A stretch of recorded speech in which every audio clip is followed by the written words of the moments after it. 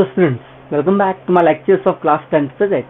In the previous video, we have seen about the spherical lenses. Now here in this video, we will see some terms related with the spherical lenses. So the first term is the aperture. अब यहाँ पर जो aperture है और जो aperture हमने पढ़ा था in case of the spherical mirrors, they both are same. So what is an aperture? An aperture is the part of the mirror or the lens from which the reflection or refraction takes place. In case of mirror, the reflection takes place, and in case of lenses, the refraction takes place. Here we will see all the terms in the diagrams itself. So let us draw the two different types of lenses. The first one is the convex lens, which is thick at the center and thin at the edges. Here I will draw another lens. This is a concave lens, which is thin from the center and thick from the edges. Okay, now the first term is the aperture. Now how to draw this aperture in case of the lenses? So it is the part of the lens from which the refraction takes place. So the refraction can take place either from this side to this side or from this side to this side. तो यहाँ पर जो aperture हम represent करते हैं, this straight line joining the two edges of the lens or the two diametrically opposite points of the lens, that represents a aperture. So we can write here its name as A, B. Okay. Similarly, in case of concave lens, if I draw a line which joins the complete lens, so here this represents the aperture of the lens. Okay. Now the second one is the center of curvature. How we have defined the center of curvature in case of a spherical mirror. The center of curvature, it is the center of the sphere of which the mirror is a part. जिस sphere का, उस sphere का जो center था, वो क्या कहलाता था? Center of curvature. Now here what this center of curvature is? So here it is the center of the sphere which is the part of the lens. मतलब यहाँ पर हम देखें कि एक sphere हमारे पास इस सरफेस को लेकर हम बना सकते हैं, दूसरा स्फेयर इस सरफेस को लेकर हम बना सकते हैं. Okay, so here for this surface we will have a centre of curvature on this side, that is the C1. If I consider this to be the first surface and this to be the second surface, then for the first surface I can draw a sphere here, and for that sphere the centre of curvature will be somewhere here, that is C1.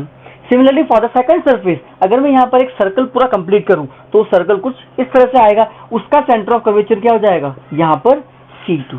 So a lens can have two different centre of curvature. Now for the concave lens we have this surface. With this surface I can draw a circle. Similarly with this surface I can draw again a circle. So if I consider this to be the first surface and this to be the second surface, then for this surface I can get center of curvature somewhere here this side, and for the second surface I will get the center of curvature on this side, that is C2. So here also we have two different centers of curvature. Okay.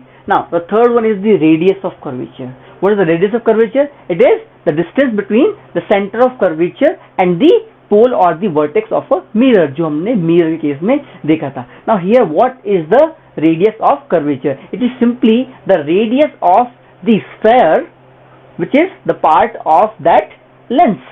मतलब यहाँ पर हमारे पास अगर ये first surface है, it is forming a circle, तो उस circle का जो भी रेडियस होगा that will be called as the radius of curvature. मतलब यहाँ से जो हमारे पास फर्स्ट सेंटर ऑफ कर्वेचर है, इसको अगर हम फर्स्ट सरफेस से जोड़ दें, this is the first surface, then will get the radius of curvature to be R1.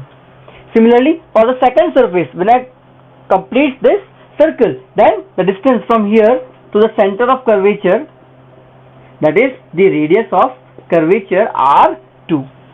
Similarly in case of concave lens, हमारे पास जो फर्स्ट सरफेस था, इस फर्स्ट सरफेस को जब मैं सेंटर ऑफ कर्वेचर से ज्वाइन करूंगा तो यहां से यहां तक जो डिस्टेंस होगी it is called as the radius of curvature.